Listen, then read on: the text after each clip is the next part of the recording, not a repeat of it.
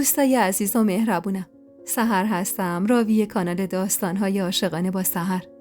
ممنونم که با سابسکرایب کردن کانال عضو ثابتی از خانواده گرم و دوست داشتنیمون میشید. جمع صمیمی از دوستانی مهربون و خوشقلب که در هیچ کانال دیگه‌ای نمیتونید پیدا کنید. نمیخواستم بعد از 4 سال زندگی تو آرامش خودم رو درد سر بندازم. کلافه رو به عطیه گفتم میگی چی کار کنم عطیه؟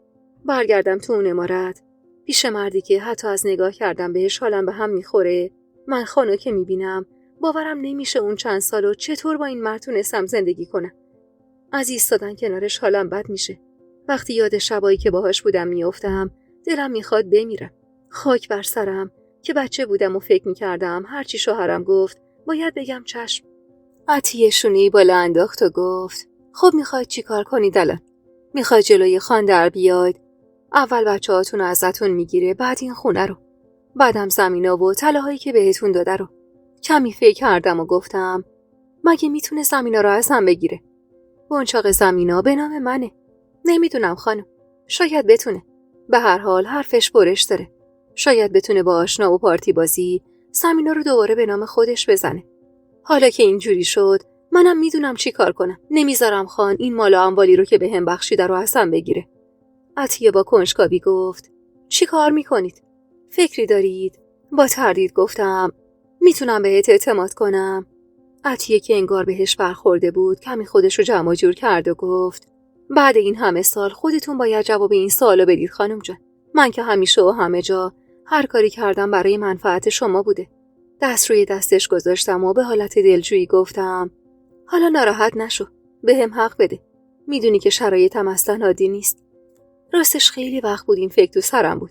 انگار میدونستم که ممکنه روزی حمایت خان رو از دست بدم. واسه همین همیشه فکری تو سرم بود. فقط باید کسی رو داشته باشم که تو این راه کمکم کنه. عطیه سوالی نگام کرد و من ادامه دادم میخوام زمینی که خان بهم داده رو بفروشم. به همراه بخش زیادی از طلاهام رو. مقدار زیادی هم تو این سالا پول پسنداز کردم و میتونم با اون پول مدتی رو بگذرونم. اما باید به فکر آینده باشم. با پول فروش زمینا و طلاها میخوام زمین یا مغازه‌ای تو شهر بخرم که بتونم اجارش بدم و خیالم راحت باشه که همیشه منبع درآمدی دارم و نیاز نیست دستم و جلوی کسی دراز کنم. اما خب تنهایی از پس این کار بر نمیام. از طرفیم نمیدونم به کی میتونم اعتماد کنم. یعنی کسی رو ندارم. عطیه با حرفام به فکر فرو رفت و بعد از کمی گفت میدونی تبعات این تصمیم رو؟ سری تکون دادم و گفتم کاری نمیخوام بکنم عطیه. میخوام دارایی‌های خودم رو بفروشم. فکر کنم این حقو داشته باشم. چی بگم خانم جان؟ باشه. پس بذارید من با شوهرم صحبت کنم ببینم کسی رو سراغ داره که بتونه بهتون کمک کنه یا نه. با نگرانی گفتم شوهرت مطمئنه؟ نره حرفی بخوام بزنه. نه خانم جان، خیالتون راحت. دهنش قرصه. یه پسر دایی هم داره که تو شهر کار میکنه و همونجا هم زندگی میکنه. شاید بتونه برای خرید مغازه از اون کمک بگیره. اون روز کمی دیگه با عطیه حرف زدم و راهیش کردم برگرده عمارت و ازش خواستم هر زمان خان تو عمارت نبود برام پیغام بفرسته تا برم با بلقیس خانم حرف بزنم و ماجرا رو براش بگم. البته منظورم حرفای تیمور بود. 3 روز بعد از اون ماجرا بود که عطیه خبر فرستاد تیمور خان برای رسیدگی به اموال پدرش و انجام دادن کارهای قانونی راهی شهر شده و ممکنه چند روزی رو عمارت نباشه. به محض گرفتن خبرش حاضر شدم و راهی عمارت شدم. میخواستم با بلقیس خانم مشورت کنم تا ببینم اون چه راهی پیش پام میذاره تا از شر پسرش رها بشم. بلقیس خانم سرش رو دستمالی بسته بود و چشماش قرمز شده بود. با نگرانی جلو رفتم و گفتم چی شده مادر جون؟ دستی به سرش کشید و گفت چی بگم ننه؟ از سردرد خواب چشمم نیومده. این سردرد آخر منو از پا در میاره. نرفتید پیش طبیب؟ رفتم ننه. تیمور چند وقت پیش منو برد شهر رو به طبیب نشون داد. اما مگه چی کار کرد؟ یه مشت قرص و دارو داده که وقتی میخورم همش خوابم. واسه همینم 2 روز قطعش کردم. اما دوباره سردردم شروع شده. حال روزشو که دیدم ترجیح دادم چیزی در مورد علت اومدنم نگم. بلقیس خانم استکان چای غلیظی خورد و گفت خیر باشه انشالله. این وقت روز اومدی اینجا. چیزی شده؟ نه، همینجوری. اومدم بهتون سر بزنم. نگاه عاقلانه در سفیهانه‌ای به هم انداخت و گفت: درسته پیر شدم نفیسه، اما خرفت که نشدم. هنوزم از چشمات راست و دروغ حرفاتو میفهمم. پریشون به نظر میای. زیر لب بلا نسبتی گفتم و اصرارش رو که دیدم بالاخره لب باز کردم و ماجرا رو براش گفتم. اما بهش نگفتم که در جواب خان چی گفتم. بلقیس خانوم با دقت به حرفام گوش کرد و بعد گفت: خب جوابشو چی دادی؟ لب گزیدم و گفتم: راستش من یکم عصبانی شدم و تند رفتم. خیلی خوب. تصمیمت چیه؟ سری گفتم: شما جای مادرم نیستید. شما مادر منید. تو تمام این سالها این یه مادر واقعی و دلسوز پشت و پناه هم بودید. میخوام ازتون خواهش کنم یه بار دیگه مادری کنید برام و راهی جلوی پام بذارید. سکوت بلقیس خانم بعد از این حرفم طولانی شد. مشخص بود حسابی تو فکره. اما بعد از کمی دست کردن بالاخره لب باز کرد و گفت: ازت میخوام اول از همه به بچه‌هات فکر کنی نفیسه. به جفت پسرات که خودت خوب میدونی چقدر بهت وابستن و طاقت دوریت رو ندارن. به این فکر کن که تیمور چیزی رو که بخواد به هر قیمتی به دست میاره. خودت چندین و چند سال زنش بودی و اینو بهتر از من میدونی. بخوای بهش جواب منفی بدی و دست رد به سینش بزنی، باید تاوان سنگینی بابت جوابت بدی. شاید دیگه تو این ده جایی برای زندگی کردن نداشته باشی. از اون ورم خودت بهتر از من میدونی که خانواده‌ات سالهاست فراموشت کردن و کاری به کارت ندارن. یه زن تنها بدون حمایت و پشتوانه قطعاً کم میاره جلوی مردی عین تیمور. من کار تیمور رو تایید نمی‌کنم. هرچند خودت خوب میدونی که چقدر دلم میخواد برگردی و هم از نزدیک برای پسرات مادری کنی و هم پسر منو به آرامش برسونی. اما خب هیچ دلم نمیخواد تو این مسیر اذیت بشی. واسه همینم بهت نمیگم چی کار کن. فقط ازت میخوام به بچه‌هات فکر کنی نفیسه. تو مادری. هر زنی وقتی مادر میشه مسئولیت سنگینی روی دوشش قرار میگیره. مسئولیتی که تا آخر عمر همراهته. منو ببین. تیمور چند سالشه؟ من چند سالمه؟ هنوزم دغدغه‌شو دارم. هنوزم نسبت بهش احساس مسئولیت دارم. مطمئنم تا روزی که تو این دنیا هستمم همین آش و همین کاسه است و یه روز از دغدغه بچه‌هام نمیتونم غافل بشم. تو هم مادری. ببین میتونی برای رفاه بچه‌هات از خودت بگذری یا نه. اگه فکر میکنی میتونی به تنهایی از پس زندگیت بر بیای، اگه فکر میکنی میتونی دوری بچه‌هاتو تحمل کنی، من تشویقت میکنم به رفتن از این ده. چیزی که مطمئنم بعد از جواب رد به تیمور قطعاً واسط پیش میاد. یعنی راهی نداری. باید بری. اما اگه نمیتونی بمون و یه بار دیگه به خاطر بچه‌هات از خود گذشتگی کن. میدونم سخته. اما شاید در جایگاه مادر بتونی همچین از خود گذشتگی از خودت نشون بدی. کما اینکه بارها نشون دادی. حرفای بلقیس خانم عجیب منو به فکر فرو برد. حرفاش درست بود. من هیچ کسی رو نداشتم و اگه تا اون روز راحت زندگی کرده بودم به خاطر حمایت‌های بلقیس خانم و کمک‌های مالی تیمور خان بود. کمک‌های مالی که درسته به روی خودم نمی آوردم. اما خودمم خوب میدونستم که اگه نبودن تو این سالها نمیتونستم اینقدر راحت و در رفاه زندگی کنم. من حتی یه نفر از اعضای خانواده‌ام طرفم نبودن که دلمو بتونم بهش خوش کنم. تو اون دنیا بی پناه و بی کس‌تر از من شاید وجود نداشت. البته که من بلقیس خانم و پسرامو داشتم. اما خب از اون طرفم تیمور خانی رو بروم قرار گرفته بود که هیچ کس در برابرش نمیتونست قدالم کنه. من هرچند از تیمور بیزار بودم و حاضر بودم بمیرم اما دوباره باهاش ازدواج نکنم. اما دوری از بچه‌هام رو هم گمون نکنم میتونستم تاب بیارم. اون روز کمی بعد از حرف زدم با بلقیس خانم ازش خداحافظی کردم و وارد حیاط شدم تا برگردم به خونه. اما همین که از در عمارت خارج شدم با اینکه تو فکر و خیالاتم غرق بودم یهو چشمم به اون دو جوون افتاد که جلوی در ستاره رو گرفته بودن. مرد جوون ترزانو زده بود و داشت با ستاره حرف میزد و مدام دست میکشید به صورت و بدن بچه. لعنتی به هیدر فرستادم که معلوم نبود سرش تو کدوم آخوری گرم بود که دم در وای نستاده بود که این دو جوون به همین راحتی بتونن بچه رو از در عمارت خارج کنن. تو دلم لعنتی هم به تیمور خان فرستادم که هیدر رو دوباره آورده بود سر کار. هیدری که دیگه ازش سن و سالی گذشته بود و واسه این کار مناسب نبود. از اون حرکاتشون حس بدی به هم دست میداد. انگار میخواستن ستاره رو ببرن جایی. اما ستاره مقاومت میکرد. تعلل و کنار گذاشتم و به سمتشون رفتم. دست ستاره رو از دست مرد جوون کشیدم و با حرص گفتم: با این بچه چی کار دارید؟ چطور جرأت کردید از عمارت خارجش کنید؟ پس این حیدر ذلیل مرده کجاست؟ چشم خانو دور دیدید؟ فکر کردید اینجا بی در و پیکره؟ ستاره بغض کرده خودشو به هم چسبون. مرد جوان بلند شد و ایستاد و ابروی بالا انداخت و بی خیال گفت: غریبه که نیستیم خانم، از اقوامشیم. ستاره رو کشوندم پشت خودم و گفتم: هر کسی که میخوای باش. داشتی این دختر رو کجا میبردی؟ آقاش خبر داره؟ ننشی؟ میدونی اگه تیمور خان بفهمه بدون اجازهش وقتی که خودش تو امارت نبوده دخترش رو از این امارت بردی بیرون چه بلایی سرت میاره؟ مرد پوزخندی زد و گفت: ننش که عقل درست درمونی نداره. آقاش هم که ده نیست. گفتیم بیایم این بچه رو ببریم سمت ایل، یکم بچرخه و بازی کنه. میخواستم به حیدر اطلاع بدم، اما هرچی وایسادم نبود. منم گفتم میبرمش و برش میگردونم. چه میدونستم 100 تا صاحب داره. دندونامو به هم فشردم و زیر لب فحشی نثار مرد کردم و دست ستاره رو گرفتم و برگشتم سمت عمارت.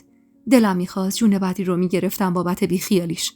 یادم بچه که بودم ننه با تموم نادونیش همیشه حواسش به ما بود تا به غریبه ها نزدیک نشیم. بعد از یه سنی هم همیشه سرمون غر میزد که حتی جلوی عموها و داییامونم چاق از سرمون کنیم و زیاد باهاشون صمیمی نشیم. برگشتم تو عمارت و از یکی از دخترها سراغ بدری رو گرفتم. اتاقشو که نشونم داد دست ستاره رو گرفتم و از پله ها بالا رفتم. ساکن اتاق سابق من شده بود و خدا شاهد بود که ذره‌ای برام مهم نبود. ضربه‌ای به در زدم و با شنیدن صدای سرخوش بدری وارد اتاق شدم. اتاق تاریک کرده بود، جوری که وسط روز به سختی میتونستم بدری رو وسط اتاق ببینم. اصلا اتاقی به اون پرنوری رو چطور تونسته بود اینقدر تاریک کنه؟ چشمامو ریز کردم و متوجه شدم وسط اتاق نشسته و یه گردنبند چوبی دستشه. وزیر لبم داشت چیزی میگفت. با دیدن من سرشو بالا گرفت و با هیجان سلام کرد.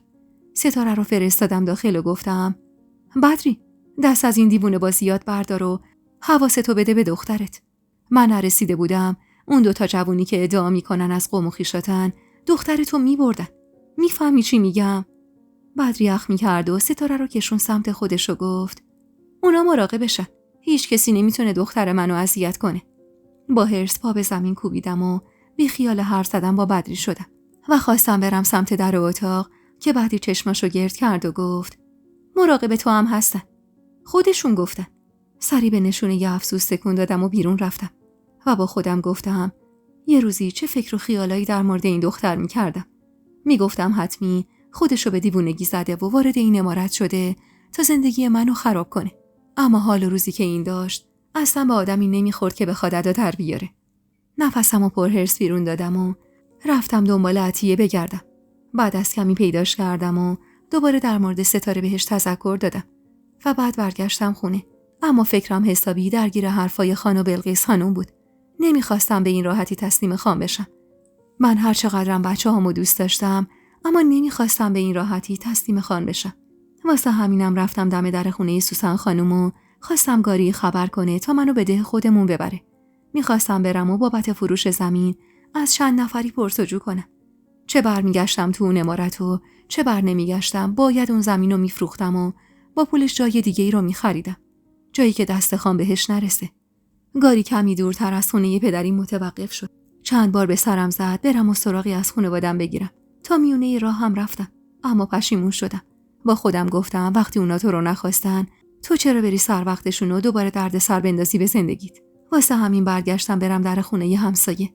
زمین رو مدت زیادی بود به یکی از همسایه‌های قدیمیمون اجاره داده بودم و پول اجارش رو هم کنار گذاشته بودم. باید اول از همه به سراغ اون مرد میرفتم. شاید خودش راضی به خرید زمین میشد. شاید خودش پول و پله‌ای داشت و میتونه زمینو ازم بخره. خدا رو چه دیدی؟ اول رفتم سر زمین و وقتی دیدم کسی اونجا نیست به سمت خونش رفتم. دعا میکردم فقط کسی تو راه منو نبینه. البته جوری چادرم رو جلوی صورتم گرفته بودم که حتی اگه ننم منو میدید نمیتونست بشناستم. ضربه‌ای به در خونه ی آقا محمود زدم و با شنیدن صدای زنش وارد خونه شدم. آقا محمود هم سن و سالای آقام بود. یادم پسرش هم کلاسیم بود و خیلی پسر شر و شوری بود. 3 تا دخترم داشت که یکی از دختراش 1 سالی از من بزرگتر بود و با هم مدرسه میرفتیم. وارد حیاطشون که شدم چشمم به زهره خانم افتاد که داشت ظرفای ناهار رو میشست. سلامی کردم و کمی چادرمو عقب دادم.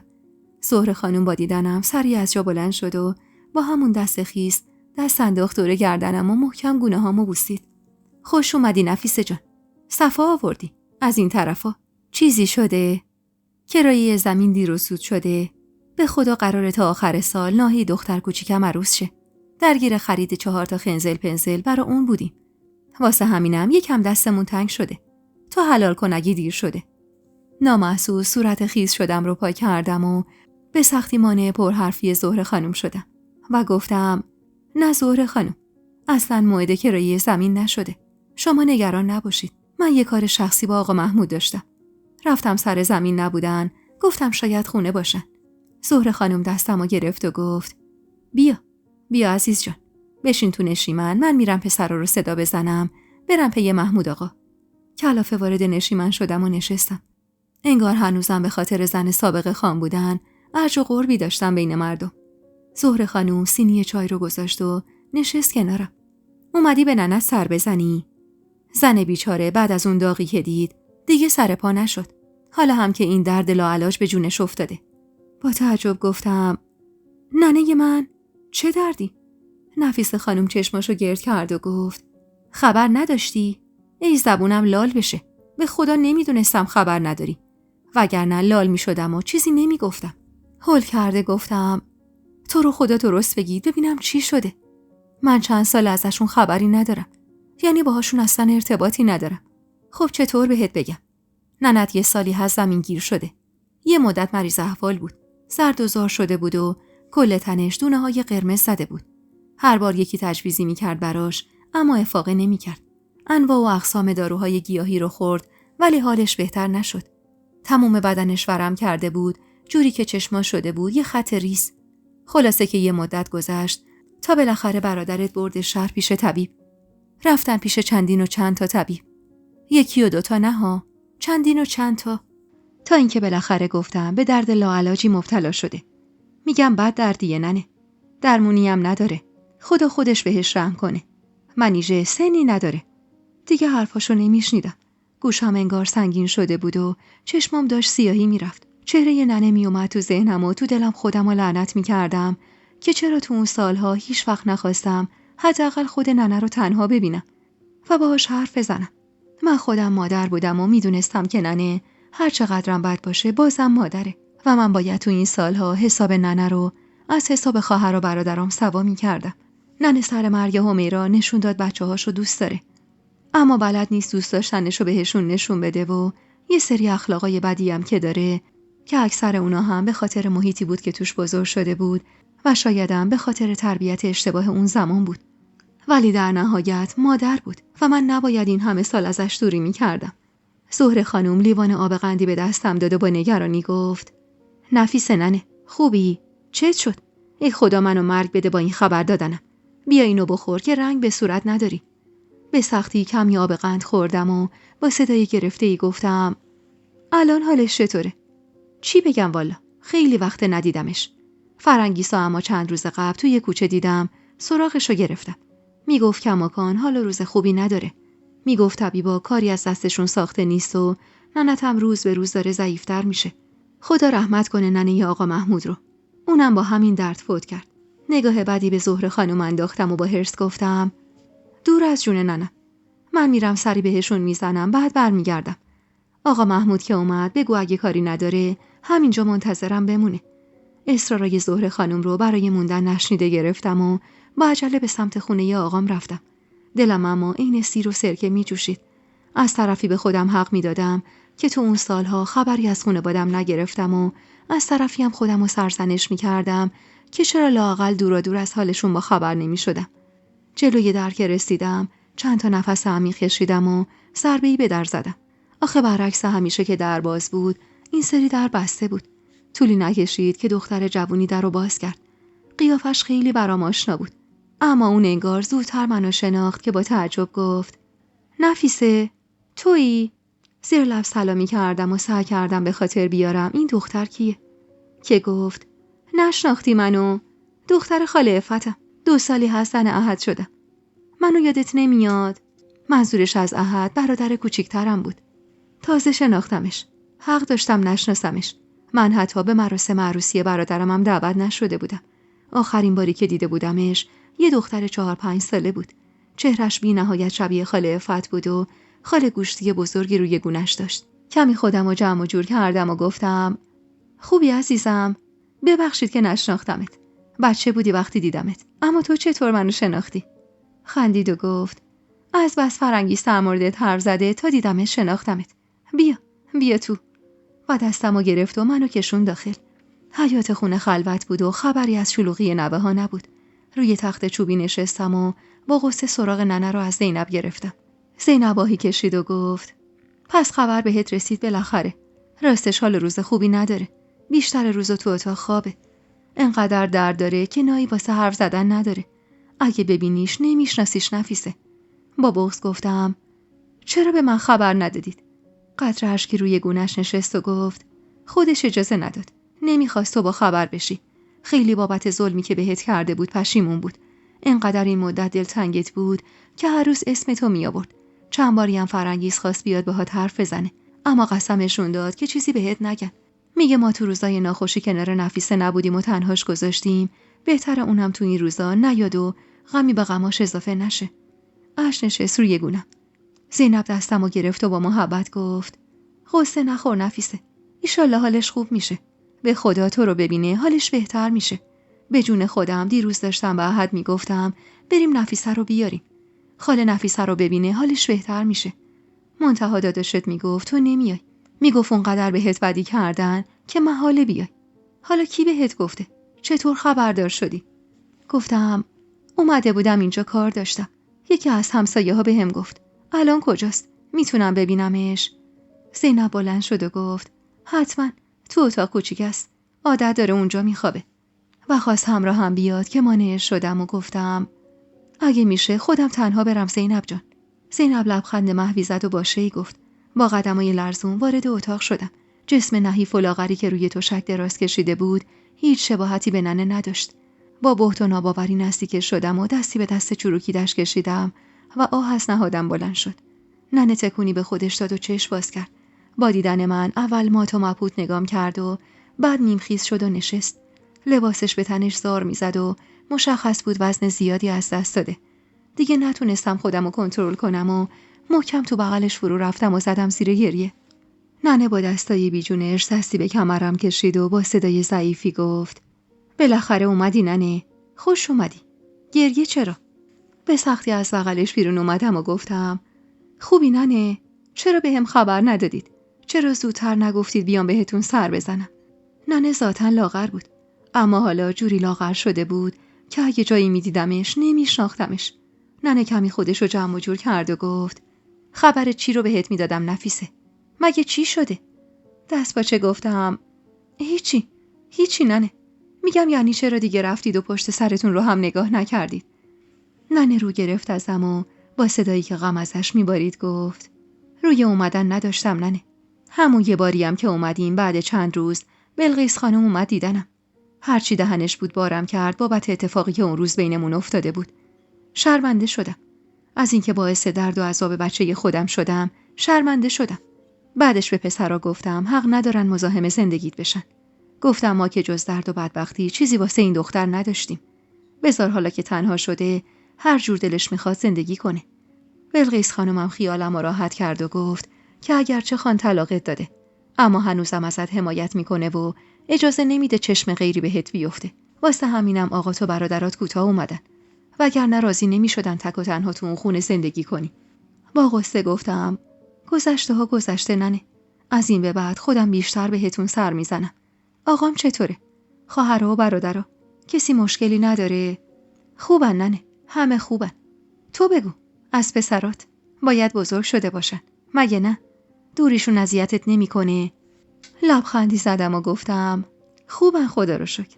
خسرو کلاس دومه، شهریارم سال بعد میره مدرسه. خیلی روزا هم پیش خودمن و فقط واسه خواب میرن امارت.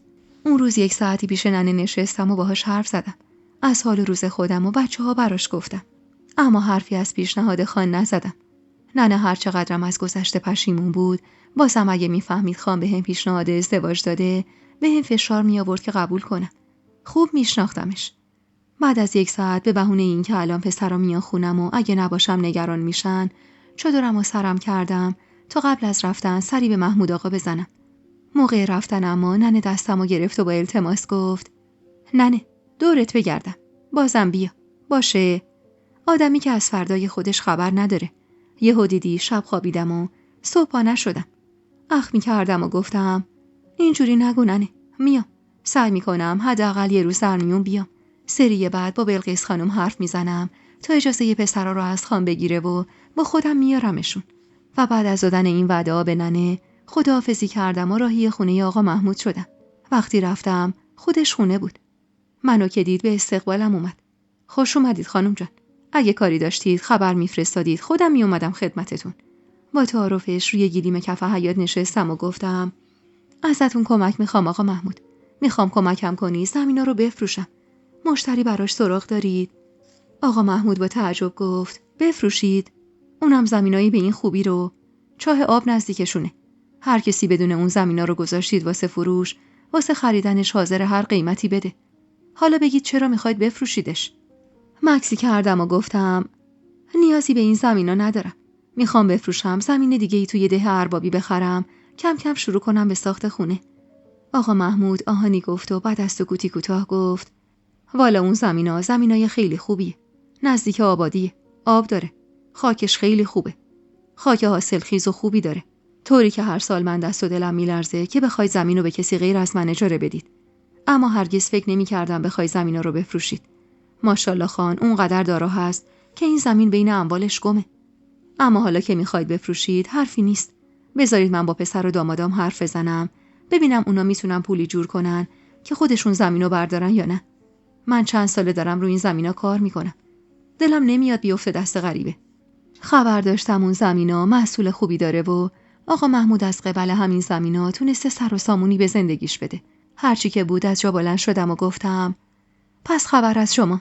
نشونی منو که دارید. تا یه هفته آینده حتما بهم خبر بدید. زمین خوبی دیدم که میخوام زودتر بخرمش. اینو گفتم تا زودتر فکر چاره‌ای واسم بکنه. آقا محمود تا دم در باهام اومد. دست میکرد و انگار میخواست چیزی بگه اما روش نمیشد. اما بالاخره دلو به دریا زد و گفت: ببخشید خانم جان، جسارته. اما خان از فروش زمینا خبر داره؟ ابروی بالا انداختم و گفتم: زمینا برای من آقا محمود. خرید و فروشش به خان ربطی نداره. بله، حق با شماست خانم. اما به هر حال این زمینا رو خان به شما داده. اگه بنا به فروشش باشه باید خان خبر داشته باشه. شاید دلش نخواد همچین ملکی رو از دست بده. اخ می‌کردم و گفتم: من میخوام زمینا رو بفروشم آقا محمود. اگه میتونی بخری بسم الله. نمیتونی هم بگو دنبال مشتری باشم. من به خاطر سالهایی که روی این زمین کار میکردی گفتم اول به شما بگم. وگرنه به قول خوده چیزی که زیاده مشتری واسه زمینایی به این خوبیه. کسی هم بخواد صد راه فروش زمینام بشه بعد میبینه. اینو گفتم و چادرمو جلو کشیدم و خداحافظی کردم و از حیاطشون بیرون زدم. اما نگران این بودم که آقا محمود ماجرای فروش زمینا رو بخوام بگه. هرچند زمینا به نام من بود و حق داشتم اونا رو بفروشم. اما کافی بود خان بفهمه و اجازه فروش زمین رو نده. اون وقت محال بود که کسی تو اون ده یا حتی ده‌های اطراف پیدا بشه که حاضر باشه برخلاف میل خان کاری انجام بده و اون زمینا رو ازم بخره. و تا قیام قیامت اون زمینا رو دستم میموندن. 2 روز بعد از اون ماجرا وقتی اجازه پسرا رو از بلقیس خانم گرفته بودم تا با خودم به خونه آقام ببرم، سر و کله تیمور خان پیدا شد. شهریار با دیدنش سوق زده شده بود و مدام دور پدرش میچرخید. خان 2 تا آب نبات کف دست شهریار گذاشت و کیف قشنگی رو به خسرو داد و راهی حیاطشون کرد. مشخص بود تازه از سفر برگشته. چادرمو کامل آوردم رو صورتم و تنگ گرفتم و سینی چای رو گذاشتم جلوش و با فاصله ازش نشستم روی زمین. تیمور خان چایش رو خورد و بعد از مکسی کوتاه گفت: شنیدم دنبال فروش زمینی. زیر لب لعنتی نثار آقا محمود کردم و گفتم: ایرادی داره؟ خان ابرویی بالا انداخت. نه، مال خودته، میتونی بفروشی. کسی کاری بهت نداره. فقط میخواستم بدونم واسه چی میخوای بفروشی؟ محمود میگفت میخوای زمین بخری و خونه بسازی. حرفای جدید میشنفم. کلافه گفتم: ایرادش چیه خان؟ تا ابد که نمیتونم چشم به دست شما داشته باشم و زیر سقف خونه شما زندگی کنم. اون زمینا قیمت خوبی داره. با فروشش میتونم خونه‌ای واسه خودم دست و پا کنم تا سربار شما نباشم. تیمور کمی به هم نزدیک شد. ناخودآگاه چسبیدم به دیوار. میدونی نفیسه، من از زنای یاغی و سرکش بیشتر از زنایی که مدام بله و چشم میگن خوشم میاد. خوشم میاد که میخوای مستقل بشی و بار زندگی تو خودت به دوش بکشی. منتها بذار در مورد موضوعی روشنت کنم. تا روزی که من زندم تو نمیتونی تو این ده دور از من زندگی کنی. نمیتونی زمین تو بدون اجازه من بفروشی و نمیتونی بی اجازه من پسراتو ببینی. مگه اینکه با دل من راه بیای. تو این سال هم که داری پسراتو میبینی چون من خواستم. که اگه من نمیخواستم حتی نمیتونستی سایه‌شون رو ببینی. اینو میدونستم که اگه اون نمیخواست نمیتونستم بچه‌هامو ببینم. اما دلیل نمیشد که کوتاه بیام. با خشم و حرص بهش نگاه کردم. از ته دلم ازش بیزار بودم و دلم میخواست روزی میتونستم تاوان تموم درد و رنجامو ازش بگیرم. بعد از سکوتی کوتاه دلو به دریا زدم و گفتم شرط دارم. برای قبول پیشنهادتون شرط دارم. منتظر و حق به جانه و با غرور نگام کرد. گلویی صاف کردم و گفتم اول از همه باید این خونه رو به نامم بزنید. بعدم من برای زندگی تو اون عمارت نمیام. بعد از عقد تا زمانی که بخواید پسرا رو بفرستید شهر تو همین خونه میمونم. بعدشم با بچه‌هام میرم شهر و میتونید بیاید اونجا به همون سر بزنید. این تصمیمی که گرفته بودم و اصلا دوست نداشتم. اما راهی واسم نمونده بود. این آخرین چیزی بود که بهش فکر میکردم. و حالا با دیدن این که خان حتی اجازه نمیداد زمینایی که خودم مالکشون بودم رو بفروشم و حرفای دیگه‌ای که زده بود و نشون میداد من بعد نمیخواد اجازه بده پسرامو ببینم، راه دیگه‌ای نداشتم. به قول بلقیس خانم من یه مادر بودم. مادری که حاضر بودم واسه خوشبختی و سعادت بچه‌هام هر کاری که لازم بود انجام بدم. مسئله فقط وابستگی من به بچه‌هام نبود. وابستگی شدید اونا به منم بود. همین بود که دل منو میلرزوند و نمیذاش فقط به خودم فکر کنم. خان با شنیدن حرفم پوزخندی زد و گفت اهل حساب و کتابم که هستی. خوبه. آدم باید سرش تو حساب کتاب باشه تا سرش کلاه نره. در مورد این خونه باید بگم این خونه جزء اموال پدرم بوده و بعد از تقسیم ارث به یکی از وراث میرسه. اما واسه اینکه خیالت راحت باشه یه خونه دیگه تو همین ده به نامت میزنم. یه خونه بزرگتر و البته بهتر از اینجا. اگرم گفتم باید اینجا رو تخلیه کنی واسه این بود که خواهرم اصرار داره خونه‌ای که اوایل ازدواجش توش زندگی می‌کرده رو به عنوان سهم الارثش بهش بدم و منم نخواستم روشو زمین بندازم. خونه به نامت میزنم منتها فیروزه نباید بفهمه. حوصله جار و جنجال به پا شدن تو عمارتمو ندارم. پوزخندی زدم و گفتم مگه مال دزدی میخواید به نامم بزنید که فیروزه نفهمه؟ به هر حال فیروزه باید بفهمه جایگاه من و اون توی زندگی شما با هم فرق داره. اون زنیه که حتی یه بچه نتونسته به شما بده. اما من مادر 2 بچه شما هستم. پس باید فرقی بین من و اون باشه یا نه؟ خان چشماشو ریز کرد و با دقت نگام کرد. هدفت از این کارا چیه نفیسه؟ اون روی سگ منو بالا نیار. شونه‌ای بالا انداختم و گفتم کدوم هدف؟ من کاری به کار کسی ندارم. خودتون خوب میدونید فیروزه تو سالهایی که زن شما بودم چه بلاهایی که سر من نیورد. چقدر بابت فقیر بودن خانواده‌ام تحقیرم کرد. هر بار که شما منو طرد کردید اون مقصر بود. واسه همینم نمیخوام این بار این گذشته باشه. میخوام این بار نه تنها فیروزه بلکه کل اهل عمارت بدونن من با چه شرایطی راضی به برگشت شدم.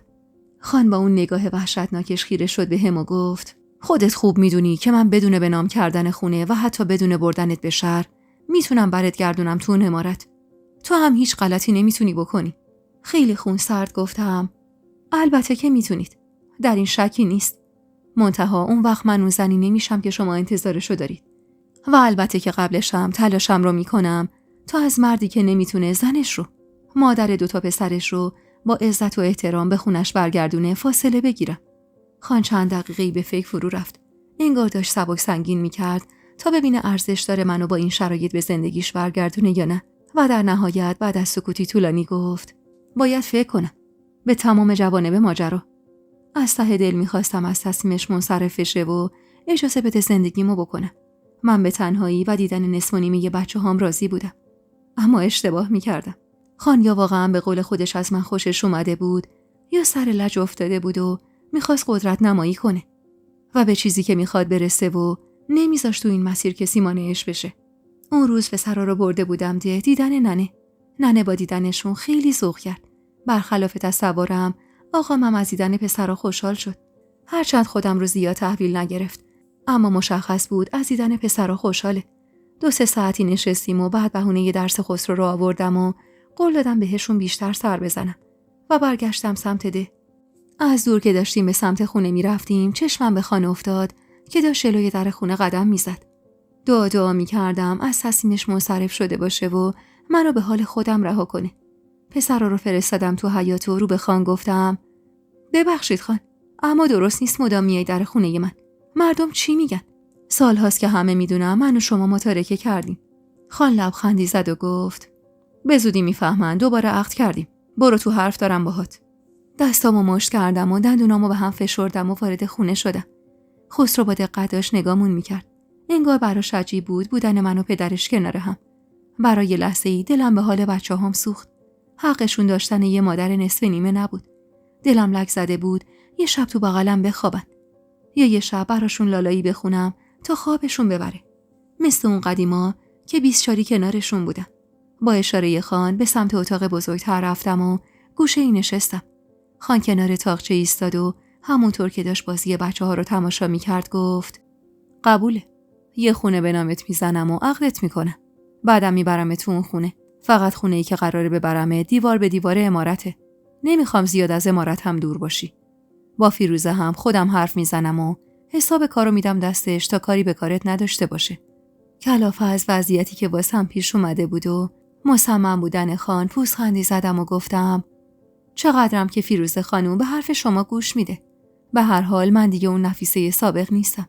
در برابر توهینای فیروزه قطعا ساکت نمیمونم. خان سری تکون داد. مختاری هر کاری دوست داری انجام بدی. فقط اینو بدون که من تو زندگیم دنبال آرامشم. همین. با طعنه گفتم بهتون نمیاد دنبال آرامش باشید. اگه دنبال آرامش بودید پی من نمی اومدید. خان زل زد تو چشمم و گفت تو این مدت خیلی خوب زبون دراز شده. یادم قبلا در برابرم فقط و فقط چشم میگفتی. بی تفاوت گفتم عاقبت چشم گفتنم شد جدا شدنم از بچه‌هام. میخوام مدتی چشم نگم، شاید وضعم بهتر شد. خان سری تکون داد. فعلا کاری به کارت ندارم. پدرم تازه فوت کرده و نمیخوام تو این شرایط مجلس بزم و شادی بپا کنم. چند ماهی به حال خودت میذارمت تا بتونی با شرایط جدید کنار بیای. اما بعدش هیچ عذر و بهونه‌ای رو قبول نمیکنم. قبل از سال تحویل عقدت میکنم. حق هیچ نوع مخالفتی هم نداری. سکوت کردم. نه حرفی برای گفتن داشتم، نه توانی برای مخالفت. پای بچه‌هام وسط بود و زبون من کوتاه شده بود. خان که سکوتم رو دید خداحافظی کرد و از خونه بیرون زد. با رفتنش بی صدا زدم زیر گریه. اصلا دلم رضا نبود به زندگی با اون مرد برگردم. اما راه دیگه‌ای هم نداشتم. خان اونقدر قدرت و برش داشت که اگه قبول نمی کردم نمیذاش آب خوش از گلوم پایین بره. روزای بعد بارها و بارها فکر فرار از اون ده به سرم زد. هر بار به یاد شب‌هایی که با خان به صبح میرسوندم میافتادم، تو تصمیمم مصمم میشدم. اما روز که میشد و بچه‌ها میومدن دیدنم و چشمم به چشمای معصومشون میافتاد، از تصمیمم منصرف میشدم. تمام درد و رنج من تو اون سالها نداشتن حامی و پشتیبان بود. خانواده‌ای که همه جوره تحت هر شرایطی کنارم باشن. من اگه حامی و پشتیبانی داشتم، هرگز راضی نمیشدم با مردی که داشت کم کم وارد دهه 6 عمرش میشد برای دومین بار ازدواج کنم. اما انگار هیچ چیزی دست من نبود و تقدیرم را از قبل نوشته بودن و مجبور بودم تن بدم به سرنوشتی که ذره‌ای باب دلم نبود. اما چند ماهی که خان بهم فرصت داده بود زمان خوبی بود تا خودم را با شرایط جدید وقف بدم. روزهای زیادی به زندگی جدیدم با خان فکر کردم. بدی‌ها و خوبیاشو مرور کردم. سعی می‌کردم بدیاشو کنار بذارم و فراموش کنم و خوبیاشو جلوی چشمم بیارم تا کمی، فقط کمی دلم آروم بگیره. تو اون مدت اما با اجازه خان هر از گاهی به خانوادم سر می‌زدم. نه اصلا حال روز خوبی نداشت. روز به روز لاغرتر و ضعیف‌تر می‌شد و شاکی بود از دردهای طاقت فرساش. خیلی سعی می‌کرد خوددار باشه، اما رنگ و روی پریدش و ضعف و سستی بدنش همه چیزو عیان می‌کرد. هر از گاهی بهش پولی میدادم و هر بارم که میرفتم خونشون واسش میوه و گوشت و مرغ میخریدم و مجبورش میکردم کمی غذا بخوره تا جون بگیره. زن احد و فرنگیس و فرزانه هم حواسشون به ننه بود. مخصوصا زینب که محبت بیشتری نسبت به ننه داشت و به خاطر اخلاق آرومش و صبور بودنش ننه بیشتر از بقیه باهاش راه می اومد. و من خدا رو شکر می کردم که عروس آخر خانوادمون همچین عروس خوبی بود. اون وسط اما من هنوز به هیچ کس نگفته بودم قرار دوباره زن خان بشم. فقط بلقیس خانم از این ماجرا خبر داشت که اونم خان بهش گفته بود. وقتی هم فهمید خبر فرستاد برم دیدنش و کلی هم بابت تصمیمی که گرفته بودم تشویقم کرد و به هم قول داد بیشتر از قبل هوامو داشته باشه و اجازه نده کسی اذیتم کنه و پاپوشی واسم بسازه. میگفت تصمیم درستی گرفتی که نخواستی برگردی امارت. میگفت هر چقدر از فیروزه دورتر باشی آرامش زندگیت بیشتره. البته به هم هشدارم داده بود که فیروزه با فهمیدن خبر عقد قطعا ساکت نمیمونه و تلاش میکنه دوباره زهر خودش رو بریزه. مدتی از اون ماجرا گذشته بود و یادم اواسط بهمن ماه همون سال بود که خان خونه دیوار به دیوار عمارت رو به نامم زد و ازم خواست خونه خواهرش رو تخلیه کنم و به خونه جدیدم برم. خونه جدید خونه بزرگتر و بهتری بود. حیاتش 2 برابر حیات قبلی بود و تازه تعمیر شده بود. از قبلا بلقیس خانم کسی رو فرستاده بود تا خونه رو حسابی تمیز کنه و برق بندازه. کل اتاقا فرش شده بود و پشتیای سرخ ترکمن بافت دور تا دور نشیمن خونه چیده شده بودن. توی اتاقا هم بالشای سفید و قرمز رو یکی در میون چیده بودن و خلاصه که حسابی خونه نونوار بود. عطیه و دختر جوون دیگه‌ای هم برای رسیدگی به کارای خونه و پسرا به خونه جدید فرستاده شدن. ظرف و ظروف جدید، پرده‌های نو و باغچه‌ای که تازه هرس شده بود، حس خوبی به هم میداد. و واسه اینکه بتونم خودم رو دلداری بدم و با اون زندگی بتونم خودم رو وقف بدم میگفتم نفیسه، شاید این بار بخت باهات یار باشه و خان واقعا قدر تو بدونه و این گذشته ها باهات تا نکنه. با خودم میگفتم همین که طبق قولش خونه رو به نامم زده، یعنی از در صلح و دوستی وارد شده. منم میخواستم سازش کنم، بمونم و سازش کنم و مادر کاملی واسه بچه هام باشم. تموم هم و غم من تو اون روزا فقط و فقط بچه هام بود و فقط واسه خاطر خوشبختی و آرامش اونا بود که تن به ازدواج مجدد با پدرشون داده بودم. مردی که حتی تصور یه لحظه زندگی باهاش تو این سالها عذابم میداد. اما حالا به خاطر بچه هام حاضر شده بودم زیر یه سقف باهاش برم. 2 روز از سکونتم تو خونه جدید میگذشت و هر روز موقع ناهار و شام از امارت اربابی برامون غذا می آوردن. پسرا هم کلاً اومده بودن پیش خودم و دیگه همه فهمیده بودم من و خان قراره به زودی عقد کنیم. اون روز داشتم از سر بیکاری و بی‌حوصلگی با درختای تازه کاشته شده ی حیاط ور میرفتم که یهو ضربه محکمی به در خونه خورد. خسرو مدرسه بود و عطیه داشت شهریار رو حمام میکرد. از جا بلند شدم و به سمت در رفتم. هر کسی پشت در بود مشخص بود حسابی توپش بره. در رو که باز کردم چش تو چش شدم با فیروزه که کل صورتش قرمز شده بود و از خشم میلرزید. مشت محکمی کوبی تخت سینم که باعث شد چند قدمی به عقب برم. دستم رو روی دیوار گرفتم تا مانع افتادنم بشم و با حرص گفتم چته؟ افسار پاره کردی؟ به چه حقی اومدی تو خونه من؟ فیروزه با صدایی که به شدت میلرزید گفت بیچارت میکنم نفیسه. اگه سر سفره عقد تیمور بشینی از هستی ساقطت میکنم. خندم گرفته بود بابت حال روزش. عجیب هم ریخته بود و همین حال بدش منو سر حال میکرد. دست به سینه ابروی بالا انداختم و گفتم فیروزه جون اینقدر هرس نخور که اصلا واسط خوب نیست. بعدم نگاهی به سر تا پاش انداختم. دیگه از اون اندام بی‌نقص خبری نبود. حسابی چاق شده بود.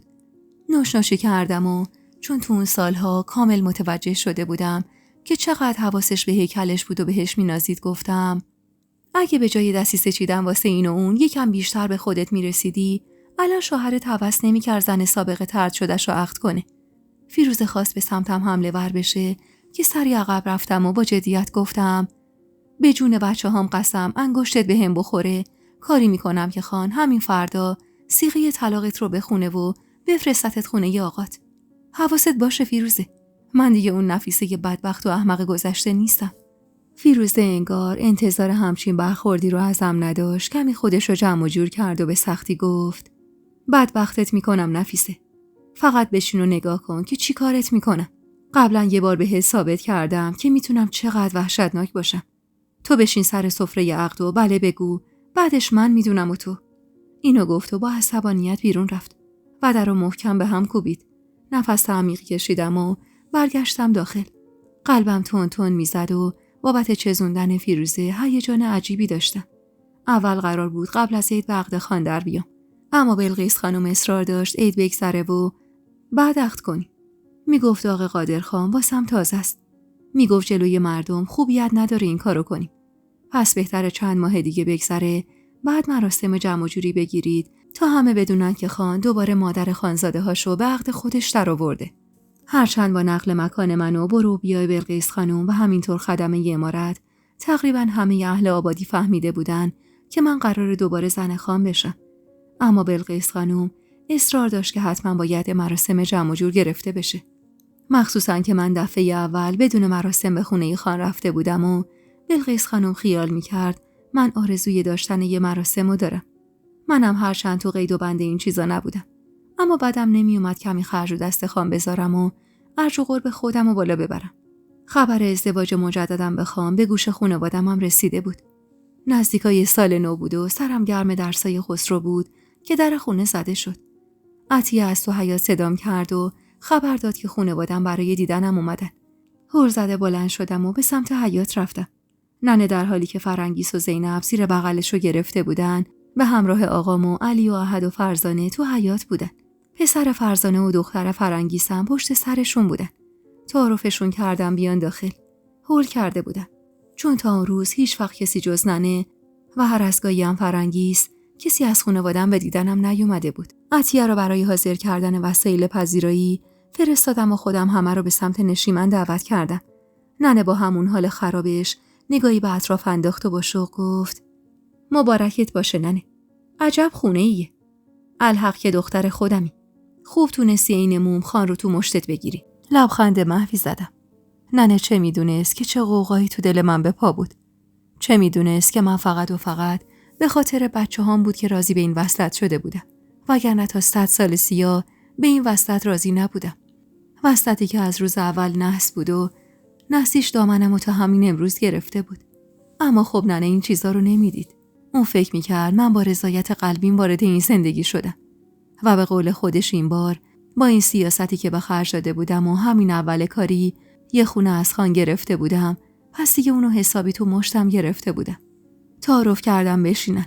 خسرو و شهریارم تو حیاط با پسر فرزانه بازی میکردن و صدای بازیشون به گوش میرسید. عطیه که وسایل پذیرایی رو گذاشت اشاره‌ای بهش کردم و ازش خواستم بره تو حیاط تا حواسش به بچه‌ها باشه. عطیه که بیرون رفت و درو بست، فرزانه چه شرخون دور نشیمن و گفت ماشاءالله بهت نفیسه. تو چقدر خوششانسی دختر. هنوز زن خان نشدی، ببین چه خونه زندگی واسط فراهم کرده. ننه هم با همون حال خراب اما با شوق گفت بچم لیاقتشو داشته. از اولم میدونستم این دختر جربوزه داره. میدونستم بین همتون نفیسه یه چیزی میشه. آقا جون کمی دست کرد و گفت این خونه رو به نامت زده؟ بله یارو میگفتم. دروغ چرا؟ دلگیر بودم از مردی که سالها بود حتی کلامی با هم حرف نزده بود و حالا که دیده بود دخترش دوباره زن خان میشه تلاش میکرد خودشو به هم نزدیک کنه. فقط همین خونه؟ سری تکون دادم. آقام پوزخندی زد و گفت وقتی دستش زیر سنگه و اینقدر براش مهمی تو فقط به یه خونه بسنده کردی دختر یکم عقل. با تعجب گفتم پس چی کار باید میکردم؟ همین خونه رو هم بعد از کلی سبک سنگین کردم به نامم زد. آقام پوزخندی زد و گفت سرکشی و احمق. اگه از روز اول با خانواده‌ات مشورت میکردی و دزدکی کارتو پیش نمیبردی الان به جز این خونه چند تا ملک دیگه هم به نامت میشد. چیه؟ فکر کردی اگه به ما میگفتی چیزی از خان طلب میکردیم؟ با حرص دستم و مشت کردم تا با فشار ناخونم تو کف دستم تلاش کنم احترام مردی که پدرم بود رو نگه دارم.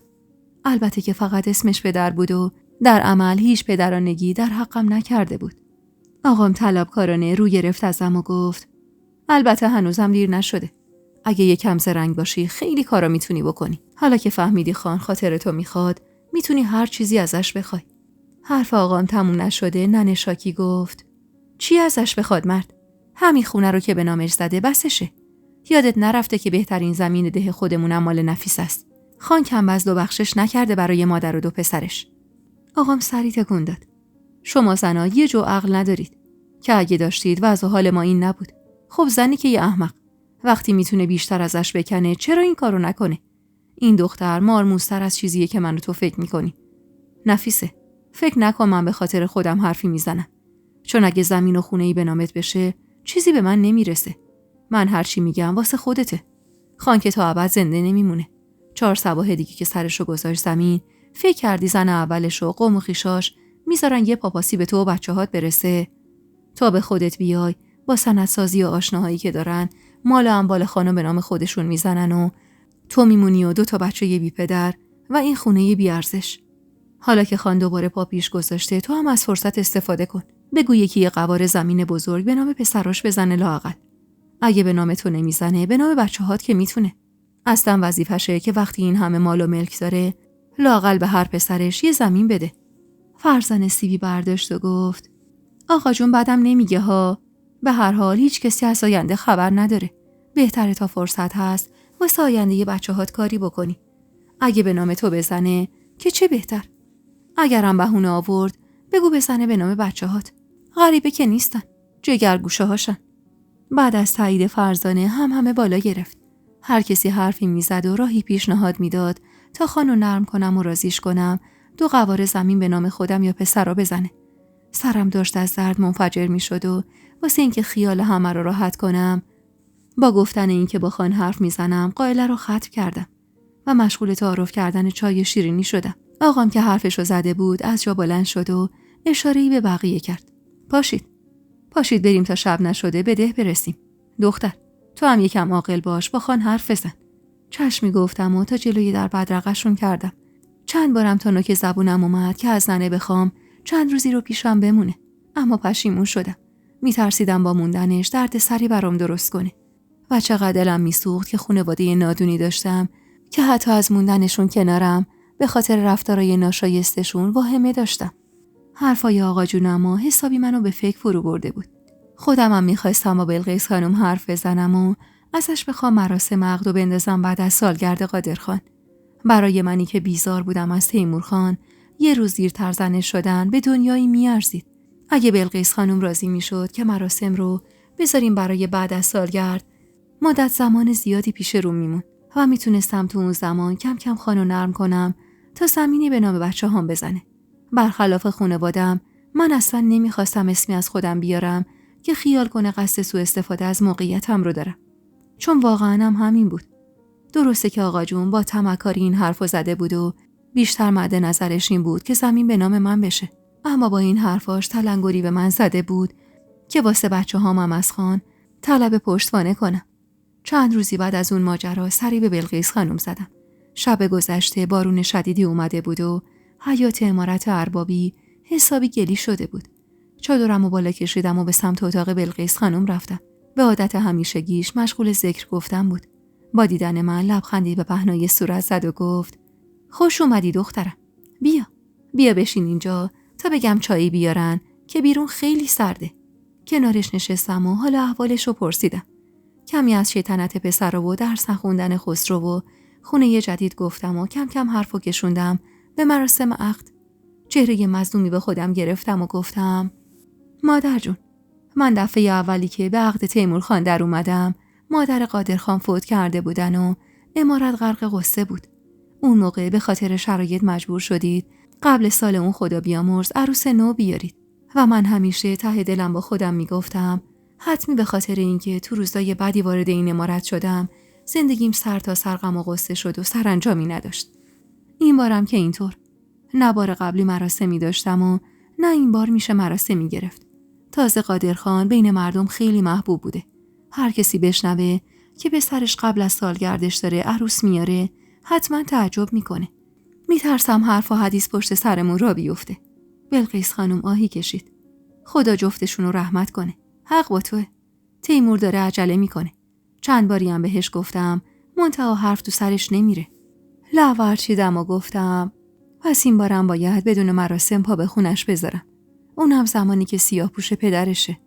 بلقیس خانم چشماشو ریز کرد و با دقت نگام کرد و گفت حرفت رو کراس به هم بزن نفیسه. بگو ببینم چی میخوای بگی. کمی دست کردم و گفتم خودتون میدونید من آدم زیاده خواهی نیستم. مراسم شلوغی هم نمیخوام. اما انتظار دارم با عزت و احترام زن خان بشم. دلم رضا نیست وقتی هنوز سال قادرخان نشده مجلس بزم و شادی به پا بشه. یعنی میخوای تا آبان ماه سال بعد صبر کنی؟ سری تکون دادم و گفتم اگه تیمور خان راضی بشن، اگه شما باهاشون حرف بزنید راضی میشن. به خدا من به فکر خودتونم. مردم چی میگن؟ میگن خان احترام پدرش رو نگه نداشت و قبل از سالش مراسم عقد به پا کرد. بلقیس خانم غرق در فکر شد و سری تکون داد و گفت خیلی خوب، یه فکری براش میکنم. بعدم نمیگی قادرخان کم کسی نبوده. منم دلم راضی نبود قبل از سالگرد شما عقد کنید. اما خب تیمور رو که خوب میشناسی. ازش تشکر کردم و کمی دیگه پیشش نشستم و بعد ازش خداحافظی کردم و از اتاقش بیرون زدم. وارد حیاط که شدم یهو چشمم به ستاره افتاد. لباس نازکی که اصلا مناسب اون فصل نبود تنش بود و گوشه ی حیاط روی زمین نشسته بود و داشت با انگشت روی گل چیزی میکشید. با کنجکاوی به سمتش رفتم. نزدیکش که شدم متوجه شدم داره گریه میکنه. جلوش زانو زدم و اسمشو صدا کردم. سرشو که بالا گرفت و منو دید گریه شدت گرفت. ناخودآگاه دست دراز کردم و بغلش کردم. عین یه گنجیش تو بغلم میلرزید و گریه میکرد. داشتم موهای گره خوردش رو نوازش میکردم که زن جوونی از دور به سرعت به همون نزدیک شد. سلامی به من کرد و ستاره رو از بغلم بیرون کشید. چند باری توی عمارت دیده بودمش و حدس میزدم دایه ستاره باشه. با عصبانیت گفتم این دختر تو این هوا باید با این لباس تو حیاط بشینه؟ به بلقیس خانم بگم حساب کارو بده دستت؟ زن با ترس گفت غلط کردم خانم جان. به خدا رفتم بچه‌مو شیر بدم. هرچی صداش کردم پیشم بشینه راضی نشد. خانم جان به خدا ستاره خانومو عین بچه خودم دوست دارم. اما خب بچه پر درد سریه. همش دوست داره بره تو کوچه با پسر بچه‌ها بازی کنه. هرچی هم بهش میگم حرف گوشش نمیره. ننه درست حسابی هم که نداره. منم با 3 تا بچه گرفتار این دختر شدم. با طعنه گفتم گرفتار شدی؟ از قبل همین دختر میخوری و میخوابی و تو عمارت اربابی زندگی میکنی. اون وقت به این میگی گرفتاری؟ اگه خیلی سختته بگو بلقیس خانم یکی دیگر رو بیاره مراقب این بچه باشه. هر بار من این بچه رو دیدم یا کسی گوشه کنار این عمارت داشته اذیتش میکرده یا تنها بوده یا در حال گریه کردن. اون وقت چطور این بچه‌های خودته؟ هان؟ اشک از گوشه چشم زن چکید و سری با چارقدش پاکش کرد و گفت خانم جان تو رو خدا نخوای دستکار بیکار بشم. به خدا قسم بچه سومو فکر نمی کردم که گیرمون بیاد. کار خدا بود وگرنه من تا قبل از این همه ی حواسم پی ستاره خانم بوده. بلقیس خانم که فهمید آبستنم خواست بیرونم کنه. اونقدر گریه زاری کردم و التماس کردم و به پاش افتادم تا بالاخره راضی شد نگه هم داره. تو رو خدا آخر سالی از کار بیکارم نکنید. اخمی کردم و دستی به صورت خیس از اشک ستاره کشیدم و گفتم حواستو بده به این بچه. به خدا یه بار دیگه ببینم گریه میکنه یا کسی مراقبش نیست خودم شخصا به خان میگم. دیگه هم بلقیس خانومو واسطه نمیکنم. زن که اسمش صدیقه بود قول داد حواسش به ستاره باشه. بعدم بغلش کرد و تندی با خودش بردش داخل. چیزی که واسم عجیب بود این بود که نمیفهمیدم چرا مهر این دختر انقدر زیاد به دلم افتاده. طوری که احساس میکردم عین پسرام دوستش دارم. یه هفته بعد از اون ماجرا بود که خان یه روز سرزده به دیدنم اومد. چند روز دیگه عید نوروز بود و بنا به خواست بچه‌ها سبزه درست کرده بودم و براشون یه سفره کوچیک گوشه ی اتاق انداخته بودم. خسرو با ذوق دور سفره میچرخید و مدام در مورد وسایل سفره سوال میکرد. تو عمارت اربابی رسم نداشتن سفره بندازن. ما هم که اونقدر سطح مالیمون پایین بود و فقیر بودیم که هیچ وقت حتی توان خرید وسایل سفره رو هم نداشتیم. واسه همین اون سفره اولین سفره 7 سین عمرم بود و خودم هم بابتش ذوق داشتم. خسرو با شنیدن صدای در با ذوق از جا پرید و با گفتن این که آقا جونمه به سمت حیاط دوید. آهی کشیدم و چادرم رو برداشتم و رفتم جلوی در. خان دست خسرو رو گرفته بود و شهریار رو بغل گرفته بود و به سمت نشیمن می اومد. برای لحظه‌ای حسرت داشتن یه زندگی عادی رو خوردم. یه زندگی ساده توی خونه نقلی به دور از هیاهو و جنجال با مردی که دوستش داشته باشم و بی‌تاب دیدن و بودن کنارش باشم. نه مردی که 2 زن دیگه داشت و میتونست جای آقام باشه. چقدر دلم به حال خودم میسوخت. به حال خودم که هیچ وقت با آرامش زندگی نکرده بودم. خان با تعارفم وارد نشیمن شد. نیم نگاهی به سفره کوچیکمون انداخت و گفت چیزی کم و کس ندارید؟ نه، آرومی گفتم و خواستم برای آوردن چای برم که مانعم شد. بشین، کارت دارم. با بیمیلی نشستم. خان کمی با پسرا بازی کرد و بعد رو به من گفت حرفای جدید میشنفم. لب گزیدم و گفتم حرف بدی زدم. پدرتون فوت شده. شما پسر ارشدش هستید. وارث اسم و رسمش. درست قبل از سالش مراسم شادی را بندازید. قادرخان سالهای سالخانه این آبادی بوده. این سالهای آخر رو هم در مقام پدر خان بوده. به نظرتون درسته که با این کار 1000 جور حرف و حدیث واسه خودمون بخریم؟ خان با دقت زل زد تو چشمام و گفت شما زنا شیطون رو هم درس میدید. میخوای بگی دلت مراسم میخواد؟ تو این سن و سال با 2 بچه؟ شونه‌ای بالا انداختم و با طعنه گفتم من که سن و سالی ندارم. اگه کسی قراره نگران سن و سالش باشه این خود شمایید. خان چیزی زیر لب گفت و از جا بلند شد. بدون اینکه بلند بشم نگاش کردم. کتش رو تنش کرد و گفت فعلا بتازون نفیس خانم. بتازون که نوبت منم میرسه. به سختی جلوی لبخند زدنم رو گرفتم. خان که بیرون رفت با خیال راحت دراز کشیدم کف اتاق و سیبی که خسرو نصفه خورده بود و برداشتم و مشغول خوردنش شدم. خان مستقیم موافقت نکرده بود، اما از حرفاش مشخص بود راهی جز موافقت نداره و بلقیس خانم تونسته کارش رو خوب انجام بده. اما چیزی که واسم این وسط عجیب بود این بود که چرا مردی به سن و قدرت اون داشت با هم راه می اومد. شایدم میخواست زجرایی که تو گذشته بهم داده بود رو جبران کنه. هرچی که بود باید کمی هم از خانواده‌ام یاد میگرفتم و منفعت خودم رو در نظر میگرفتم. دیگه دلم نمیخواست برای کسی دلسوزی کنم و به خودم قول داده بودم فقط و فقط به فکر خودم و بچه‌هام باشم. عید نوروز اون سال شاید یکی از بهترین سالهای عمرم بود. بلقیس خانم و خان بعد از سال تحویل به دیدنم اومدن. خان پاکت بزرگی دستش بود و با اشاره بلقیس خانم اونو به دست من داد. 2 توپ خیلی قشنگم واسه بچه‌ها آورده بود. با تعجب پاکت رو که سنگینم بود گوشه‌ای گذاشتم و ازشون تشکر کردم. حقیقتاً طبق رسم و رسومات امارت اربابی فکر می‌کردم الان باید من و پسرا واسه دستبوس بلقیس خانم و خان بریم. اما حالا برعکس شده بود. بلقیس خانم با محبت پسرا رو بغل گرفت و سال نو رو تبریک گفت و با تعارف من بالای نشیمن نشست. من اما چشمم به اون پاکت بود. دلم میخواست بدونم چی تو اون پاکته. بلقیس خانم که انگار اشتیاق منو دید با خنده گفت اینو تیمور از شهر برات خریده دخترم. بیار بازش کن. با ذوق پاکت رو برداشتم و بازش کردم. چند دست لباس و چارقد قشنگ توی پاکت بود. یه جفت کفش و یه شیشه عطر و یه جعبه چوبی منبت کاری شده. تشکر کردم و با اشاره بلقیس خانم جعبه منبت کاری شده رو باز کردم. یه سرویس جواهر یاقوت نشان بود که چشم هر کسی رو خیره می کرد. دهنم از تعجب باز مونده بود. باورم نمیشد که تیمور خان در این حد دست و دلبازی کرده باشه برام. اونم واسه زنی که میتونست خیلی راحت تر از این حرفا به دستش بیاره. بلقیس خانم دستمو گرفت و انگشتر رو از تو جعبه برداشت و انداخت دستم و گفت پسرم این بار خیلی با دلت راه اومده نفیسه. به خدا من خوب میدونم که تیمور از ته دلش تو رو دوست داره. حالا تو گذشته یه اتفاقاتی افتاد و یه سری دلخوریا پیش اومد و باعث شد چند سالی بین شما فاصله بیفته. اما یادتون نره شما بچه دارید. دیگه باید گذشته ها رو فراموش کنید و به خاطر دل میوه های زندگیتونم که شده زندگی جدیدی رو شروع کنید. منم اشتباه کردم که زودتر پیش قدم نشدم و سعی نکردم این رابطه رو درست کنم. اما حالا هم دیر نشده. تیمور تا اینجا خیلی کوتاه اومده. پس منم ازت میخوام قدر محبتش رو بدونی و بعد از این نذاری کسی بینتون فاصله بندازه.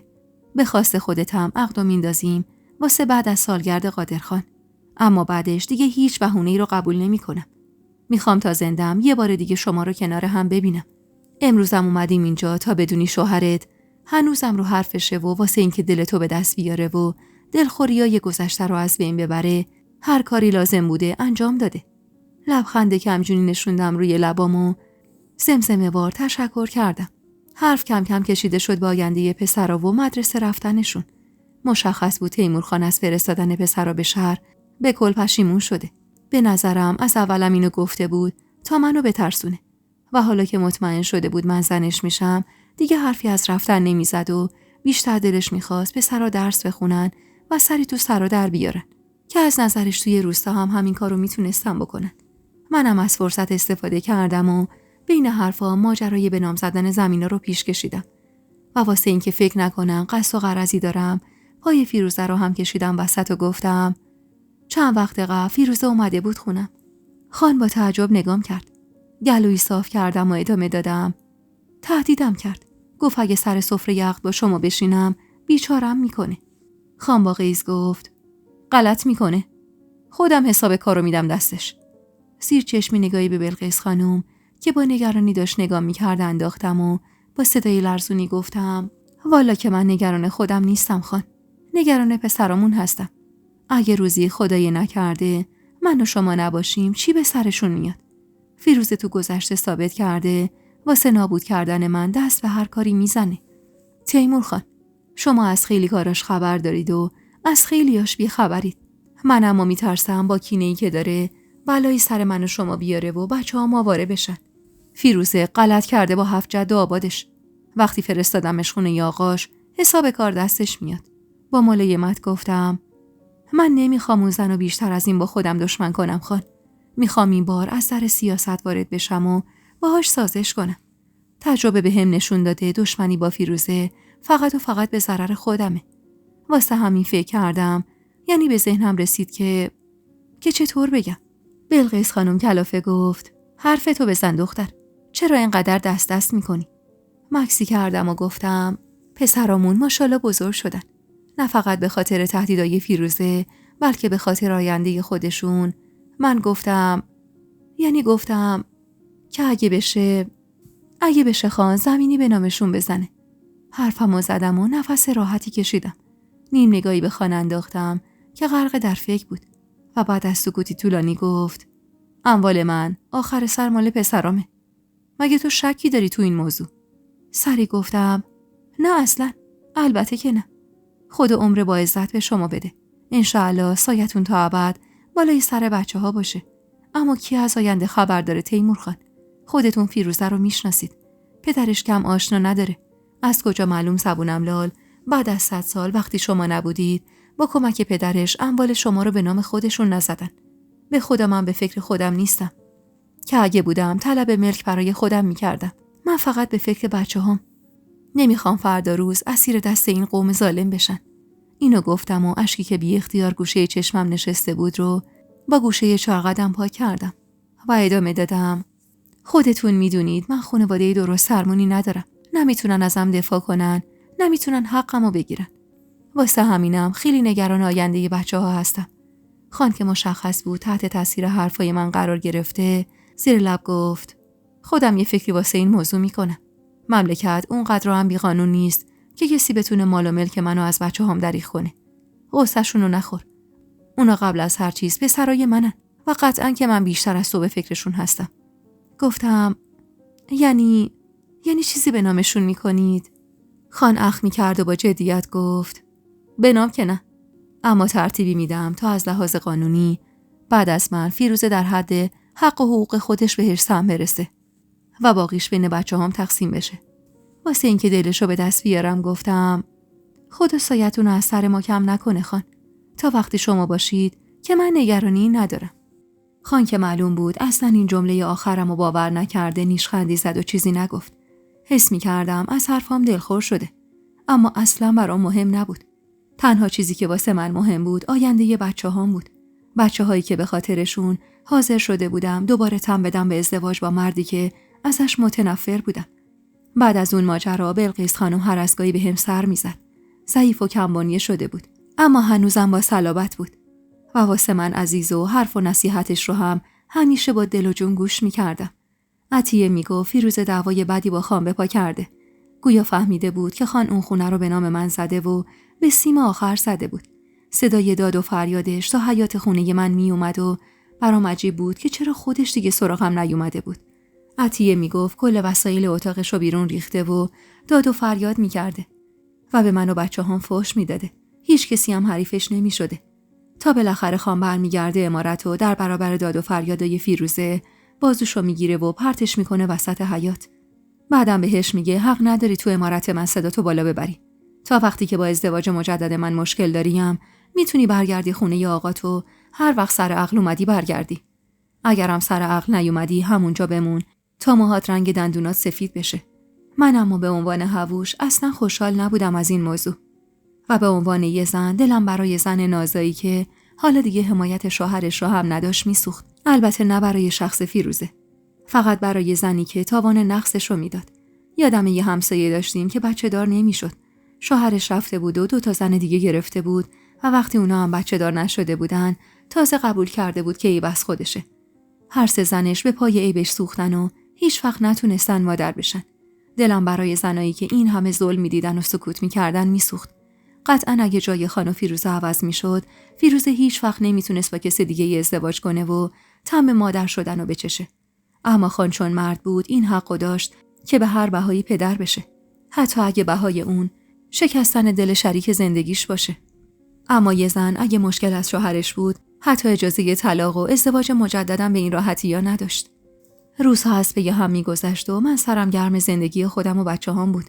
به ندرت به عمارت میرفتم و سعی میکردم فاصله بگیرم از اون عمارت سرد و ساکت که پر از دردسر و دسیسه بود. ستاره اما هر روز میومد خونمون. با شهریار و خسرو بازی میکرد و دلش خوش بود به محبتای من. مادر درست درمونی که نداشت. دایشم که به فکر بچه‌های خودش بود.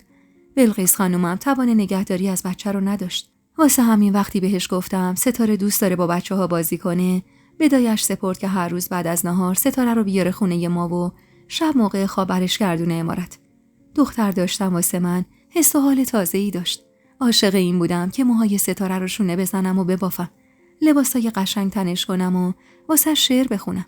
انگار ستاره نفیس کوچولویی بود که دلم می‌خواست تک تک کمبودای بچگیم رو واسه جبران کنم و یه دختر قوی و مستقل بسازم ازش.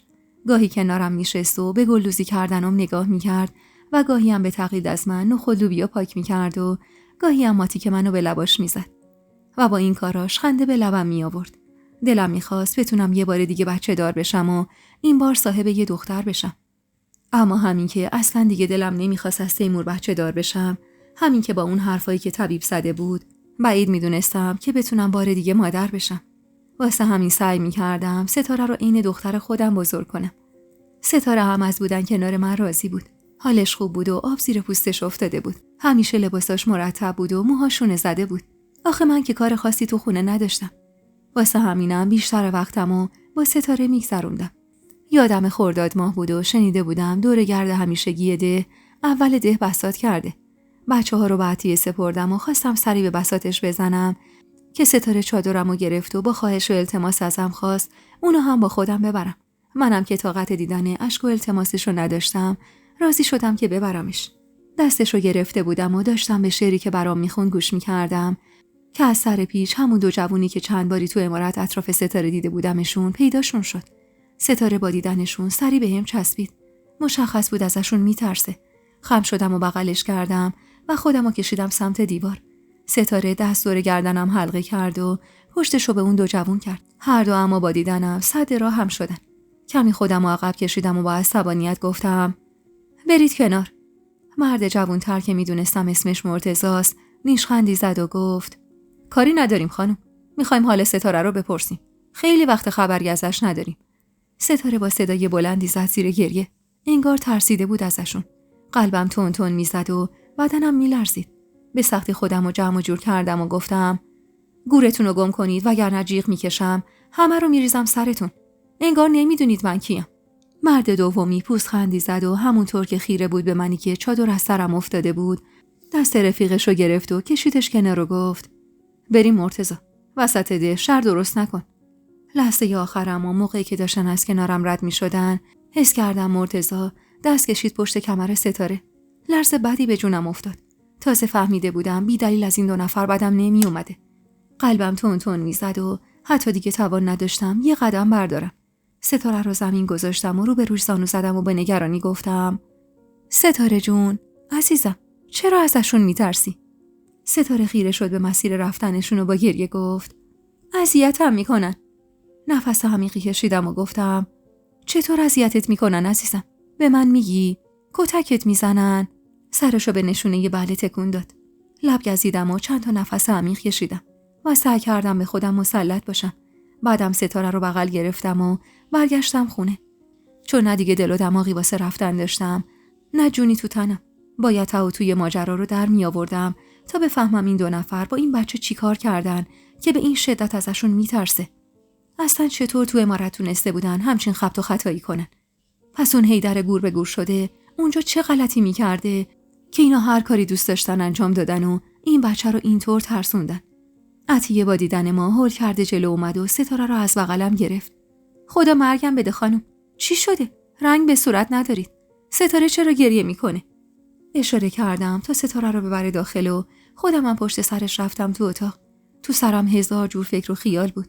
ستاره رو که به زور آب نبات کمی آروم شده بود نشوندم روبروم و با ملایمت گفتم: ستاره جونم، دختر قشنگم، به من میگی این 2 نفر چی کارت میکردن؟ ستاره با چشمای غرق اشک و صدای گرفتش گفت: اذیتم میکنن. چی کارت میکنن عزیزم؟ درست به من بگو. گریه‌اش شدت گرفت و گفت: دوستای عزیز و مهربونم، یک دنیا ممنونم که تا پایان این قسمت همراه هم بودید و خوشحال میشم اگه نظراتتون رو در مورد این قسمت توی کامنت ها با ما به اشتراک بذارید.